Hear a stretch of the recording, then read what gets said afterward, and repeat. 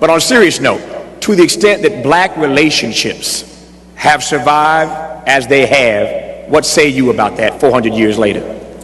It is amazing that black relationships have lasted for 400 years. They lasted this morning. They're also going to last tonight, and you may not even know the person to whom you're going to have the relationship with.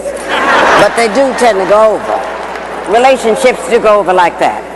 And as we move into what has happened to this, I know that our relationships sometimes really reach a low ebb. That's one of the reasons why we wrote the book, How to Find and Keep a BMW, a Black Man Working. That was spelled out in there.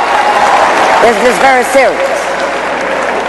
Because our relationships didn't start yesterday or last week. It also started 400 years ago when those 19 persons were here.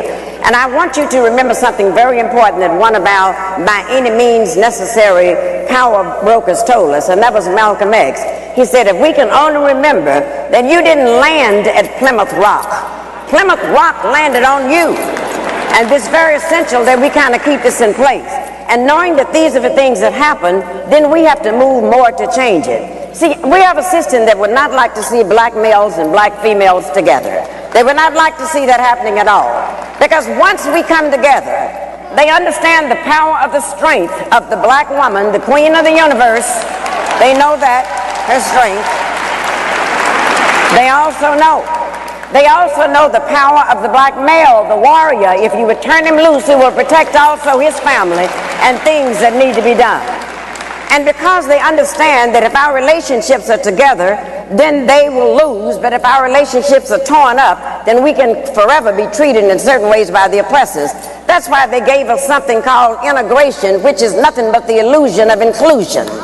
They gave us this. They actually gave their statement.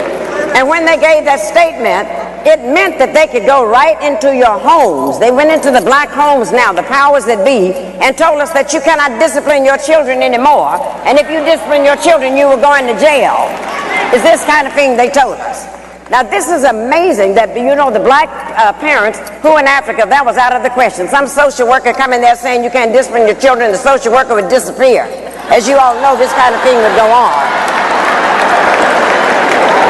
You would be sitting in a place like this, and all you had to do was act up and do something wrong, and all your mother had to do was to glance in your direction. Do y'all remember that? And you remember that the glance meant, don't let me have to get up and come over there. And every once in a while in the black family, there was a fool who would challenge the glance.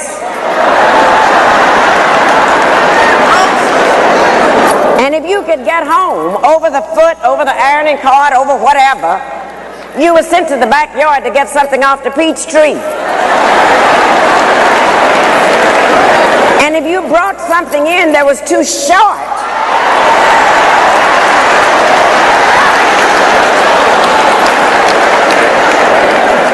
God forbid that you would do something like that. But then it got so terrible in frightening us. This is why we got to take this back, and this is the best part of our action plan, is to reclaim the minds of our children, because then they went into the public schools and took discipline out of there. So when we acted up in there, they put our boys, our black men, into something called special ed classes.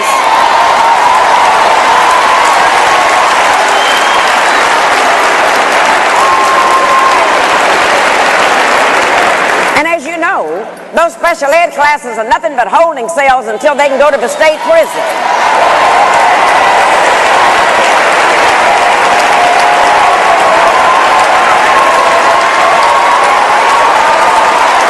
But this is what they did.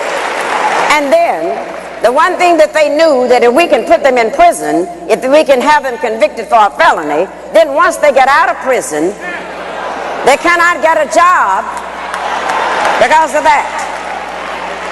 They cannot get the job. And then if they happen to eke out and find a job, then they have to pay taxes on a job, yet they cannot vote, and I call that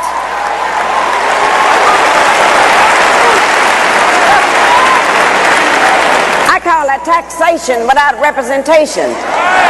That's what we're looking at. And if one of the things that we would learn to do, they did a grand thing when they took that discipline away from us, because when they made our parents afraid to discipline the children, then what happened? We found out that the teachers were afraid of the principals were scared of the superintendent was scared of the school board was scared of the parents were scared of the children, and the children ain't scared of nobody.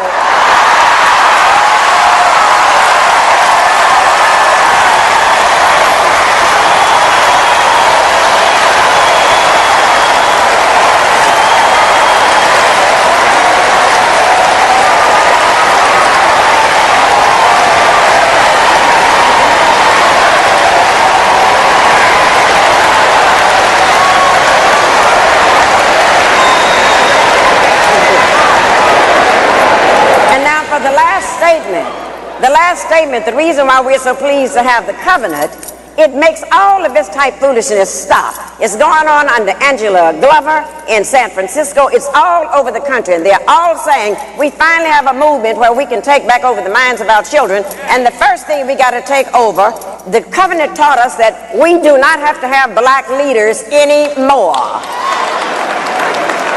It told us because everyone in this room is empowered to be a black leader. Everyone in this room.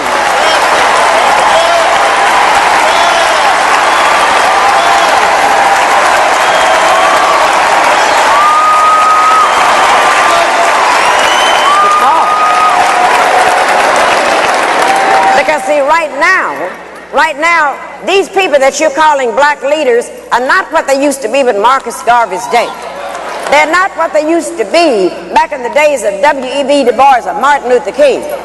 Those were the people that got us together and planted a strategy, and we're not looking for fame. But today's black leaders, I'm afraid, have become leading blacks. And don't ever confuse leading blacks with black leaders.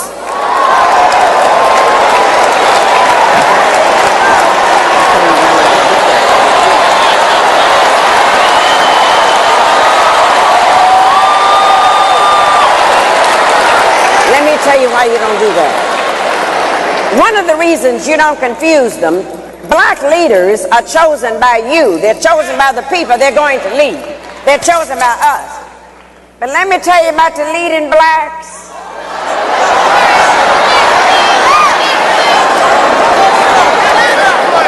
The leading blacks are chosen by the media.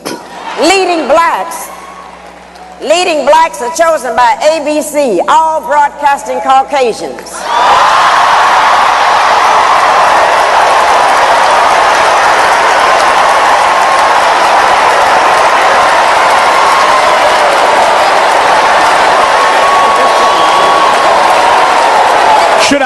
Should I stop her or let her go?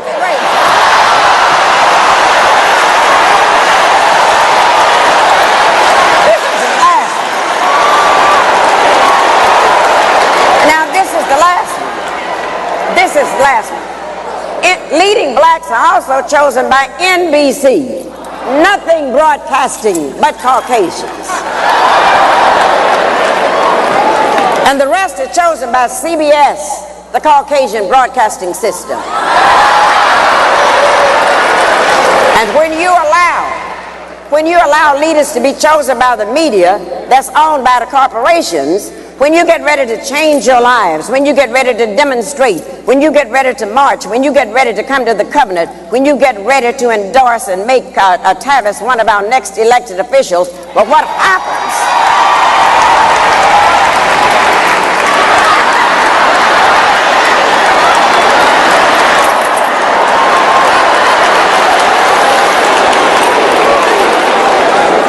Then you must take the time to carefully watch and see what the leading blacks are doing, because that's when the leading blacks sneak into the door to the corporations, and they will tell the corporations, oh, we know how to go and put them down.